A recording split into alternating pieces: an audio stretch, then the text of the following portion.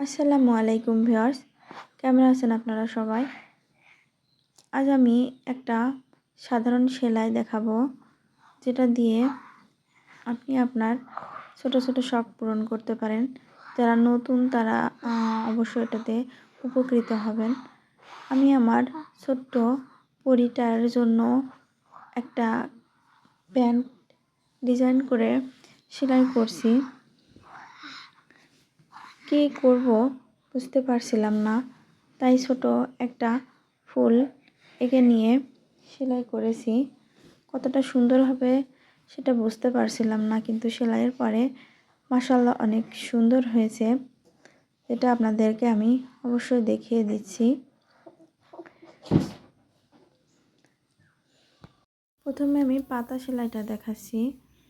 Fly stitch দিয়ে পাতাটা সেলাই করে নিচ্ছি আমি। এই সেলাইটা অনেক সহজ, সবাই নিমিষের ভিতরেই সেলাইটা শিখে নিতে পারে, খুব একটা কঠিন না। দুই দিকে দুইটা পাতা সেলাইয়ের পর আমি ডালটা সেলাই করা দেখাবো। এই পাশ থেকে একটা সেলাই, এই পাশ থেকে একটা সেলাই দেওয়া। আর প্যান্টটা যেহেতু অনেক ছোট, তাই সেলাই ফ্রেম ব্যবহার করা যাচ্ছে না।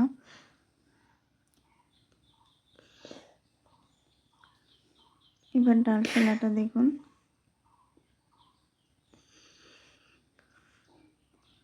গোলাপি এর উপর গোলাপি সুতা দিয়ে ফুল তুললে দারুণ দেখা যায়। ডাল সেলাইটা অনেকেই পারবেন।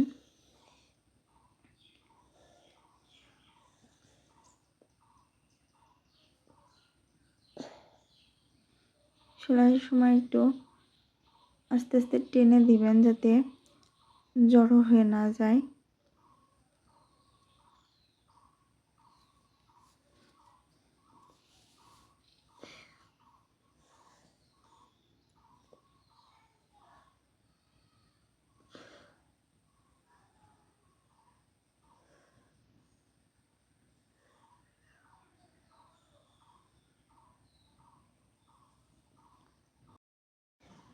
এবার ফুলটা সেলাই করে নেব। ফুল সেলাই করতে হবে, আর আমি করছি আর কি চেন সেলাই দিয়ে। সেলাইটা অনেক সহজ আর অনেক কিউট।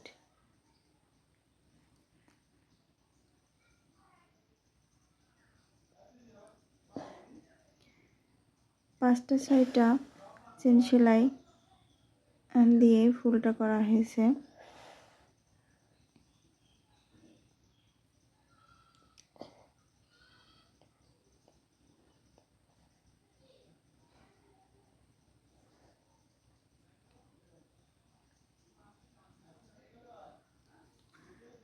আপনারা একটু ভালোভাবে দেখুন আর সেলাই করুন, দেখবেন সেলাইটা আপনারা শিখে যাবেন। চেন সেলাইটা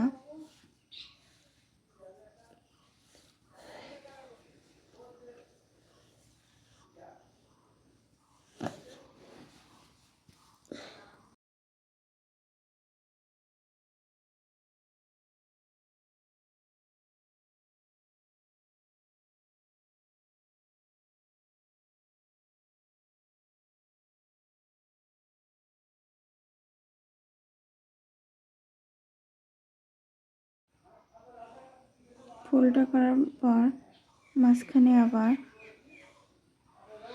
নক স্টিচ দিয়ে, ফ্রেঞ্চ নক স্টিচ দিয়ে ফুলের মাঝখানটা সেলাই করে নিতে হবে, গোলটা।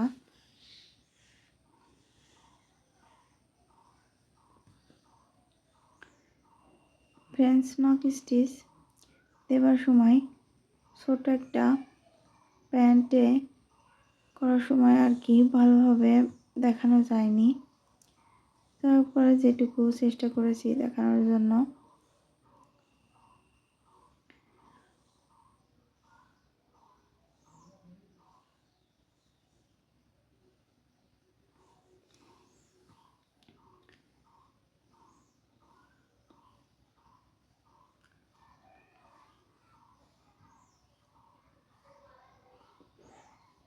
এই পাশে আর একটা ফুল দেওয়া বাকি ছিল, তাই চেনটা দিয়ে দিচ্ছি এই পাশ থেকে।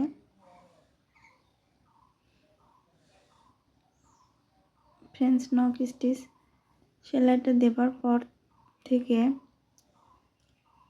প্যান্টের যে ফুলের ডিজাইনটা সুন্দরভাবে ফুটে উঠেছে, দেখতে অসাধারণ লাগছে। আপনাদের কেমন লাগলো জানাতে ভুলবেন না। আর যারা আমার চ্যানেলটিকে সাবস্ক্রাইব করেননি তারা অবশ্যই আমার চ্যানেলটিকে সাবস্ক্রাইব করবেন, শেয়ার করে দেখিয়ে দেবেন, অন্য কাউকে সুযোগ করে দেবেন। পরবর্তী ভিডিওতে আবার কোনো নতুন ডিজাইন নিয়ে চলে আসবো আমি আপনাদের সামনে। আসসালামু আলাইকুম।